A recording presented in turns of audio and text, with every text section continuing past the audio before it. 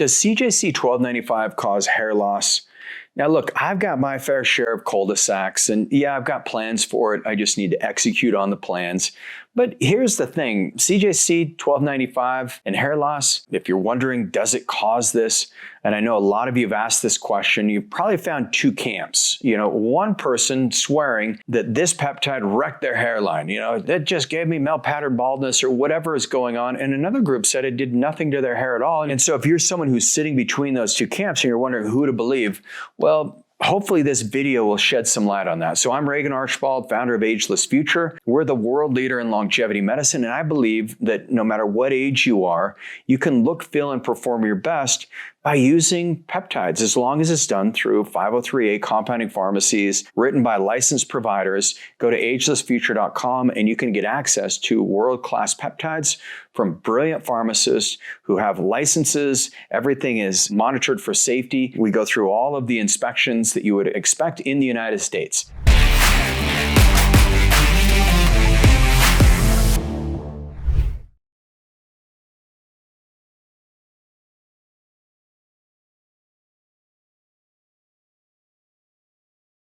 CJC-1295 does not directly cause hair loss, but for dudes, if you've got that genetic predisposition, it can accelerate a process that was already in motion. So here's the bad news. If you understand the difference between, these two statements, maybe there's some things that can help save your hairline. And if you decide whether you want to start, pause, or modify your protocol, hopefully this video gives you some ability to choose. So here's where people get confused. They start CJC-1295, maybe they add Ipamorelin to it, which is great. They're a few months in, they start noticing their shower drain has more hair in it than usual. And they connect the dots and go into this peptide panic. So they stop. They post about it online. Suddenly CJC has this reputation for being a hair killer. Here's what may have actually happened beneath the surface. So CJC-1295, it raises growth hormone, and I've got a really good video on how CJC and Ipamorelin, why you want to use those together.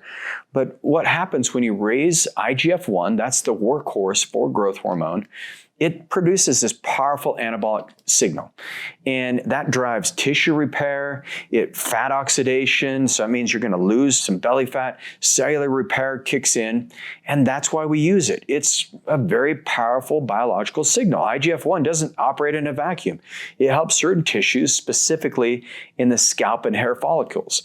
Elevated IGF-1 can increase the sensitivity. Okay, so this is the big important piece.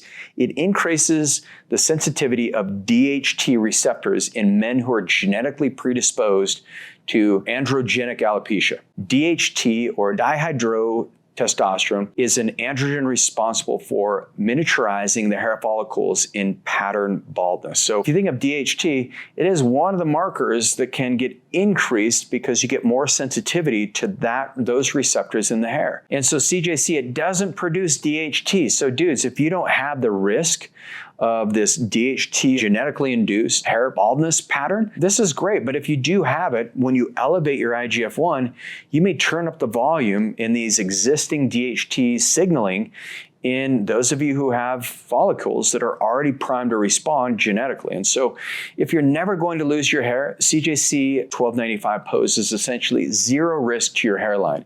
If you're going to lose your hair eventually and your DHT is already elevated, CJC-1295 may move the timeline forward. And so if you're looking at the evidence, dermatological research on the growth hormone and IGF-1 and the androgenic alopecia axis shows that elevated IGF-1 promotes scalp DHT receptor sensitivity in genetically predisposed individuals. Not a direct cause, but CJC, it's a conditional one. And so CJC and elevated IGF-1, they amplify this DHT response and accelerated the follicle miniaturization in susceptible individuals. The key variable, is your genetics. And this is encoded in your androgen receptor sensitivity. So if those receptors are low sensitivity, more IGF-1 is unlikely to move the needle on hair loss. If you're high sensitivity, meaning you're always destined for some degree of male pattern baldness, elevated IGF-1 may hasten what was already coming. Now, this is not a reason to avoid CJC-1295. It's a reason to test these things first if that's of a concern of you. Here's another thing. This comes from the Interbody Research review of CJC-1295. It's a comprehensive independent analysis of this peptide side effect profile. What their review found is that primarily the documented side effects of CJC-1295, they relate to specific flushing, transient hypotension where your blood pressure can drop, and then mild increases in heart rate. And this usually goes away after 5 to 10 minutes.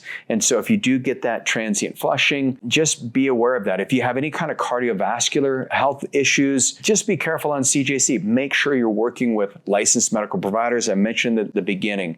But there's nothing that appears as a primary side effect, which is balding. It is not a direct pharmacological effect from the peptide. It's a downstream conditional genetically mediated risk. And that distinction changes everything. So at Ageless Future, one of the things we want to create is this future that's healthier than your past. There's a lot of people who are sick out there. I don't want you to be one of those. And so one of the things, if you do wonder if you have this risk, make sure you're looking at DHT in your blood labs. All you need to do is ask our team, please include DHT, testosterone, which we're going to run anyways, your IGF-1, and then we can get a better picture as far as if this peptide is even right for you. And so, CJC, can it cause hair loss? Well, it's not a relevant answer. It's not the same thing as does aspirin cause stomach bleeding or does ibuprofen cause, kidney damage. This one is based typically on your genetic profile alone. And so these risk factors can be mitigated just by getting the right tests. And so if your DHT is already elevated, in particular is showing early signs of recession, you're getting the cul-de-sacs, you and your provider have a conversation and ask about incorporating this 5-alpha reductase inhibitor like finasteride or some kind of alternative that could be natural like saw palmetto, for example, that can reduce this DHT conversion. There's even some great formulas that have like these pomegranate extracts. It can be really good for stopping that conversion process. Make sure you're getting good detoxification in your liver. Cruciferous vegetables can really help. Drinking the apple cider vinegar, unsweetened cranberry juice with lemon juice can also be very helpful. But then when you're ordering your blood labs, just look at everything really importantly and make sure your IGF-1 is not getting elevated too high. And if you're worried about it, but you do want to get that growth hormone pulse, well, CJC, just make sure you're cycling it. Maybe it's 2 days on, 2 days off, 1 day on, 1 day off, whatever your provider recommends. But the real thing is personalizing the medicine around what your risks are. I'm a dude just like many of you. Ladies, I know this impacts you as well. We all want to keep our hair. I've never met someone who says, I can't wait to go bald, lose all my hair. So I want to protect this. This is where GHK copper is really important. So look at my video on does GHK copper help hair? That will give you some good insights. For those of you who want to go deeper and find out if this is for you, go to agelessfuture.com. My world-class medical team, they'll take great care of you. I'm Regan Archibald. Appreciate you being on this community and in this channel. Make sure you leave a comment below on if it impacted your hair or not. I'll see you on the next video.